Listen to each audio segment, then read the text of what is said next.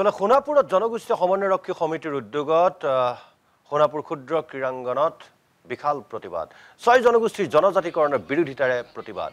৬ জনগোষ্ঠীৰ জনজাতিকৰণ দিলে অনুসূচিত জনজাতিসকলৰ অৰ্থাৎ বৰ্তমানৰ যি ১৪টা জনজাতি আছে তেওঁলোকৰ ভাষা, সংস্কৃতি আৰু অস্তিত্বৰ লগতে পৰিচয় নিশেষ হ'ব বুলি প্ৰতিক্ৰিয়া প্ৰকাশ কৰিছে। এইবাৰ সহস্ৰাধিক জনজাতীয় লোকে সোণাপুৰত বিশাল জনজাতি সমাৱেশ অনুষ্ঠিত কৰি চৰকাৰক জনজাতিকৰণৰ বিষয়টোৰ পৰা বিৰত থাকিবলৈ দাবী উত্থাপন কৰে। এফালে ৬ জনগোষ্ঠীৰ জনজাতিকৰণৰ দাবী, আনফালে বৰ্তমানৰ যিসকল জনজাতি আছে, অসমত বৰ্তমান ১৪টাকৈ জনগোষ্ঠীক জনজাতিৰ মৰ্যাদা দিয়া হৈছে, তেওঁলোকে কিন্তু বিৰোধিতা কৰিছে। ৬ জনগোষ্ঠীৰ জনজাতিকৰণে বৰ্তমানৰ যিসকল জনজাতি আছে সেই জনজাতিসকলৰ ভাষা সংস্কৃতিৰ পৰা আৰম্ভ কৰি তেওঁলোকৰ সংবিধানৰ আধাৰত যিখিনি সা সুবিধা পায় সেইখিনি কাঢ়ি লোৱা হ'ব বা সেইখিনি বিপন্ন হ'ব, ক্ষতিগ্ৰস্ত হ'ব বুলি তেওঁলোকে আশংকা প্ৰকাশ কৰিছে। বৰ্তমান অসমত প্ৰায় ৩৮ৰ পৰা ৪০ লাখ জনজাতীয় লোক আছে। তাৰ ভিতৰত সৰ্ববৃহৎ জনজাতিটোৱে হৈছে বড়ো, আৰু বড়োসকলৰ পিছতে আছে মিচিংসকল, মিচিংসকলৰ পিছতে আছে কাৰ্বি, তাৰপিছত ৰাভা, সোণোৱাল কছাৰী, তিৱা, গাৰো ইত্যাদি বিভিন্ন জনজাতীয় লোক আছে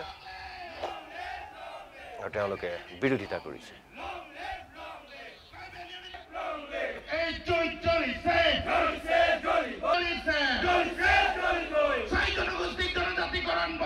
জনজাতিকৰণটো আচলতে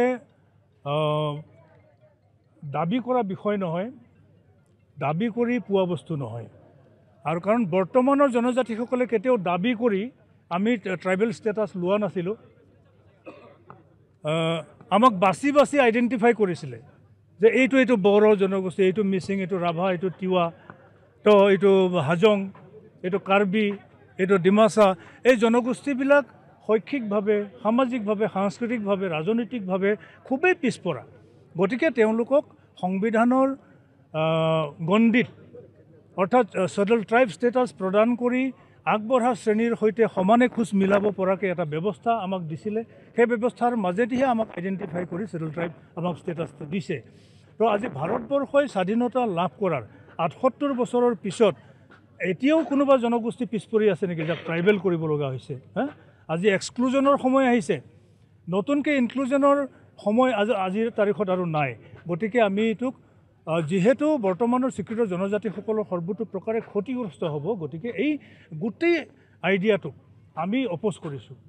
আৰু ভাৰত চৰকাৰ, অসম চৰকাৰৰ এই যিটো আইডিয়া, সেইটো অসমৰ জনজাতিসকলক, অসমৰ এবৰিজিনেল ট্ৰাইবেলসকলক ধ্বংস কৰিবৰ কাৰণে, এক্সটাৰমিনেট কৰিবৰ কাৰণে এটা ষড়যন্ত্ৰ বুলি আমি অভিহিত কৰিছোঁ। সোণাপুৰ মিনি ষ্টেডিয়ামত ১ লক্ষ জনসমাগম ইয়াতে সমবেত হ'ব।